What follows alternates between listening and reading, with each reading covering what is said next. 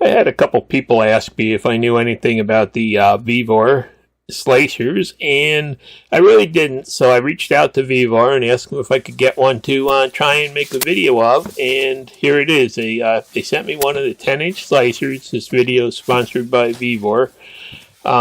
They sent me this to use in the video and just use in my kitchen and, keep updates on it. And this is how it works and how it goes together and, the issues I had and, how good it really did work. So first thing you can see, it was double boxed in styrofoam. So it was really packed well, just like everything that they ship. Seems like they're, used to dealing with UPS and FedEx, putting holes through the side of boxes.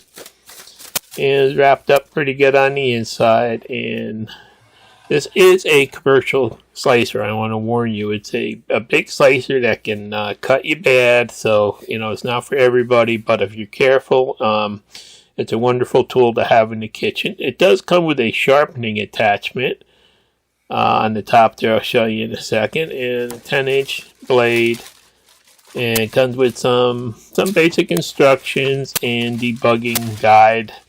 And also an extra belt and an extra set of stones for the sharpener up there. So it looks like, you do have enough accessories to keep it running for some time. And also a plastic shield that goes on there to help protect your fingers. So that's, that's pretty much what it looks like unpacking it. And the instruction book is pretty sparse, but here's that knife sharpener. There's 2 grindstones under there, and it looks like you just loosen that one nut there, flip it around, drop it back down, and then as the blade is turning, you just press those buttons to sharpen it. There's little stones that'll hit the side of the blade.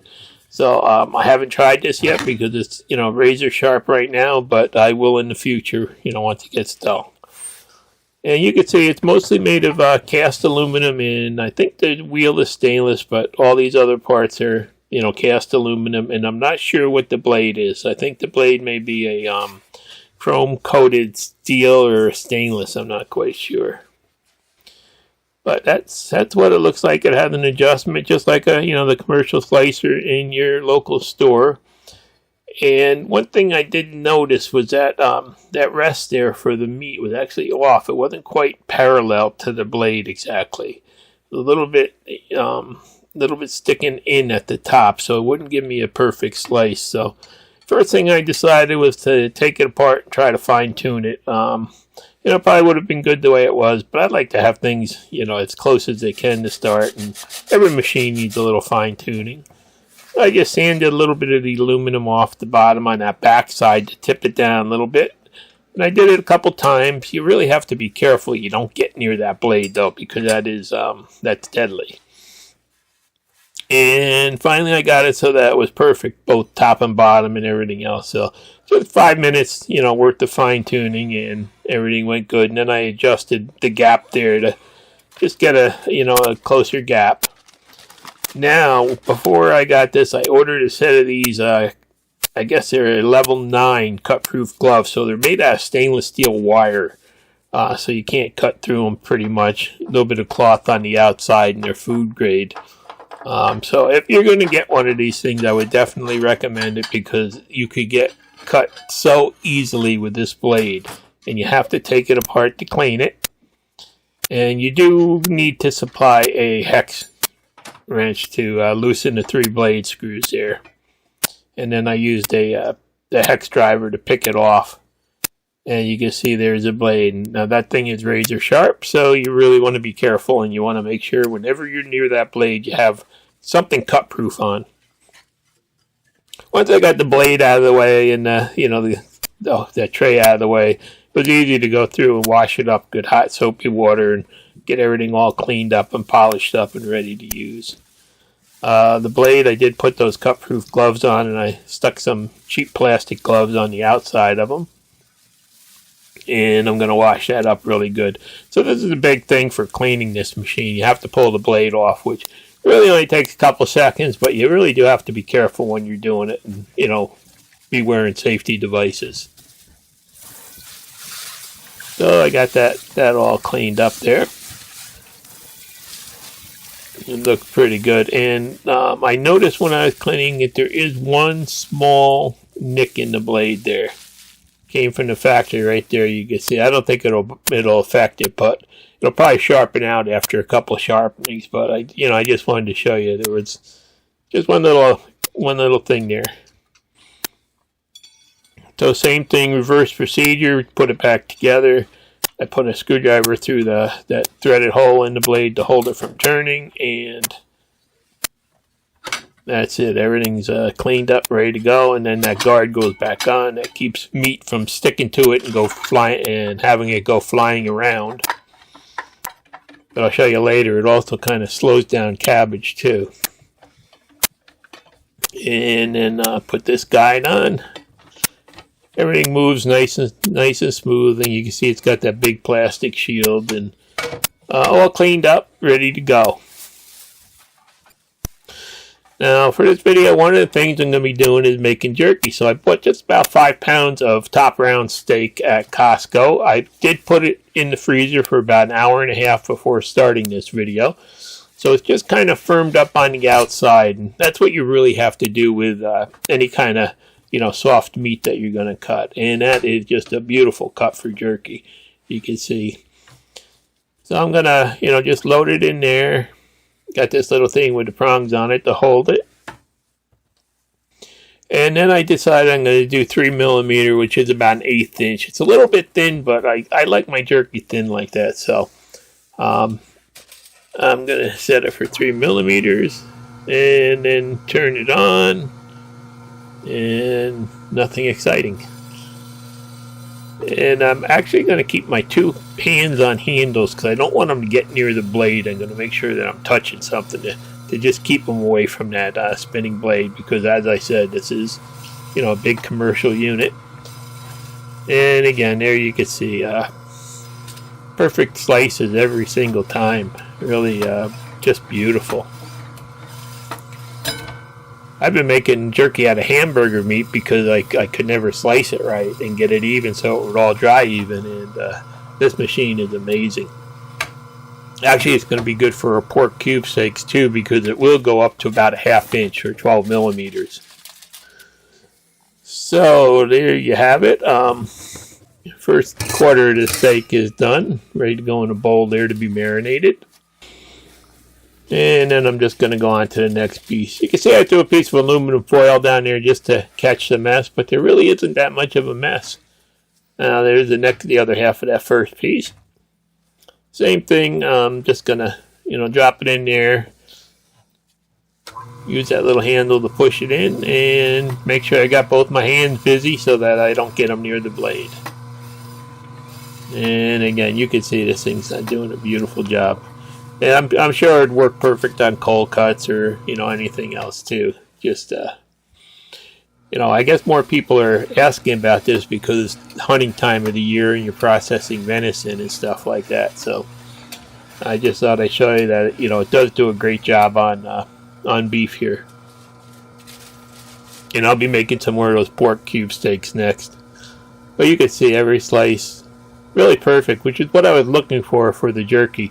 And you could either slice it long ways or across ways. And I like doing it across ways as much as I can because it makes the jerky tender.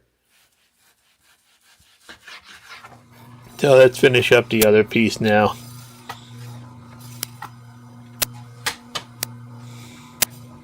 It really, the beef really is easy to cut with it. Just trying to get used to pushing it with my 2 hands out of the way there. You can see I did start mastering different techniques as I went along, but every slice came out basically perfect. It does kind of build up. It's sticky when you cut it, so it does kind of build up in a little pile there. But in the end, it did a good job. Not too much of a mess. See a little bit of meat on there, and I did get some meat on the wall. I don't know how that happened, whether I threw it or it flew off the blade, but I'm downstairs so I can make whatever mess I want. And then, as you've seen before, I always use this Cabela's jerky seasoning mix. Is a packet of seasoning, a packet of cure. Mix that with a 1/2 cup of water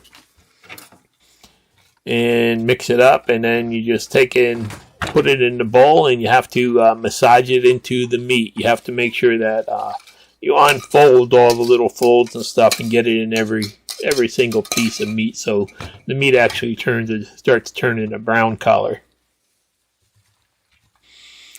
So I messed with that for a while, just getting that nice and even. And what a beautiful batch of jerky, just under 5 pounds of meat, so it's going to be a perfect batch. I can't wait. I haven't had a sliced jerky in years. I think this machine's going to see a lot of use. Then you, once you got it all mixed up, put it in a plastic bag, and then you have to massage it. I put it in the fridge for 18 hours, and every couple hours I go down and give it a couple good squeezes to, make sure the marinade was spread through it. A little bit of a mess, not too much. I'm just going to do a quick wipe down and clean up here. Get up all the meat that hit the floor and everything else, but wipe the machine down quick. Oh yeah, remember that dinky vacuum I did a video about a couple years ago, maybe 4 or 5 years ago? That thing still works good, and I've taken it from my basement kitchen here now. So that's what I use for cleaning up. I'm amazed it still works. I was wondering how long it would last. So these are a couple of the Alyssa Craig onions out of our garden last year. I'm going to slice up next. You can see they're beautiful. Still in storage, doing good. And we're going to have some of those pork cube steaks for lunch. So I want to slice these onions fairly thin. So I'm going to try, I think I'm trying about a little bit over a millimeter and a half. And that looks pretty close. And the onions too, they sliced really easy, and everyone came out perfect in no time. That's really kind of nice to be able to slice them on this, because as onions sit in storage, they start to get juices that make you cry when you cut them by hand. And this machine just cut them all perfect. No mess, no fuss. Took probably less than a minute to cut the 2 onions, and when you grill them, having them nice and thin like this really makes them cook faster and really even, and they caramelize beautifully. So that's going to be, good thing for that. And I also had a cabbage we've had in storage for a while now. Pulled out. I'm going to make some coleslaw for lunch too. So this is one of the finger legs cabbages we ride down every fall and grab a couple for, the winter. I'm just going to take a quarter of it and clean it up a little bit. You can see that core starts getting a little bit old looking when you store them, but cut that off and everything's perfect. Really crispy. These were really sweet, crispy cabbages. And I'm going to try to see if this will cut the cabbage. Got it set for, I think, 1.5 millimeters, and cuts it fine. I did notice that it does take a little bit of force to push it. It seems like that once it hits that stainless steel plate on the other side of the blade there on the face, it slows it down a little bit. It kind of drags on that a little bit. So you have to be careful you don't put too much pressure towards the blade on that handle up there that I'm grabbing, and then it makes it cut easier. But again, another perfect job. So I just wanted to show you, that's how this machine works, and it's really it's going to be a handy thing. I think it's going to be fun. The cleanup does take some time though, so you have to plan ahead and make sure you do a couple things at once and get everything done in a couple minutes, and then spend a little bit of time cleaning it up. And that coleslaw, that cabbage did make a mess of it. That was about the messiest of anything. But anyhow, I'm going to put the gloves on, take the blade off, and wash it all up. And, again, it's really simple to wash up once you get it apart like that, you can see. So everything's all cleaned up now. Ready to move on to other things. And I put it right over here, right next to my, these are my 2 favorite Vevor products. This vacuum sealer, we've done thousands of bags with that thing, and it's worked perfect on every one. And again, this is a nice machine. Okay, so now we're going to go upstairs, and I'm going to show you, exactly what I did with everything after getting it all cut up. And with the jerky, I'm just going to spread it out on the dehydrator trays. I'm going to throw it on these plastic sheets. Makes it easier to clean up. It keeps it from sticking to those round ribs. Keeps it nice and flat. And the biggest problem is just flattening it out so you don't have anything folded over so it dries even and quick. And these slices should not take that long to dry. I found out they take about 4.5, 5 hours they were done. So again, I filled tray after tray, and I wound up in the end with just 7 trays full. So it was only a little bit over half a dehydrator load, but I'm going to just load them up, slide them in, and I'm going to skip a couple things there for airflow, and there they are, 7 trays in there, and time to start dehydrating them. Turn them into the jerky. So this machine, I got it set for 160, but it's a effective machine. It never will hit 160, so I'll show you what I do in the end. And then I ran outside and I lit up the Blackstone and started making lunch. And there's those onions. They caramelized up really quick, beautiful. Some of our pork cube steaks that we made. Can't wait to try the slicer to make more. That'll make it fast. And some of our fresh made homemade wheat bread that we made this morning. So I'm just going to make some open face pork sandwiches there. And there's the coleslaw that we made with that cabbage. So everything turned out really good. Alright, so you can see that dehydrator after about 5 hours hit 149. That's about as high as it'll go. And the jerky felt like it was just about done, so I decided to take it out quick and throw it on cookie sheets. You have to hit at least 160 internal temperature on jerky to make it be safe, they say, the FDA requirement. So what I do is I take it, seeing how this dehydrator is a wimpy old dehydrator and really not good for jerky, I take it and put it on cookie sheets. And I'm going to put it in the oven for, well, this is nice and thin, so I'm just going to, loosely stack it there, and I'm going to put it in the oven for about 15 minutes at 170 degrees. And that'll make it safe, so, it killed all the bacteria in it. And there it is, all ready to eat. Let it cool down a little bit, and I did wind up with about 2 pounds of jerky from 5 pounds of meat. And look at it, that is the most beautiful jerky I've ever made. Really evenly dried. It dried quick, and it's just perfect. The flavor of it, just amazing. I really love this stuff. Now, what I usually do is I put some in the fridge to eat, and then I'll seal some, vacuum pack it in these jars, and throw them in the freezer so it'll last more than a couple weeks. So there they are. They'll be vacuum packed, put in the freezer in a second. So this is kind of how this slicer works, and I think it's a great addition to a kitchen if you're going to be processing meat or anything like that. I'll put some links down in the description, if you feel like it would be something that you could use. Thanks for watching. Please subscribe.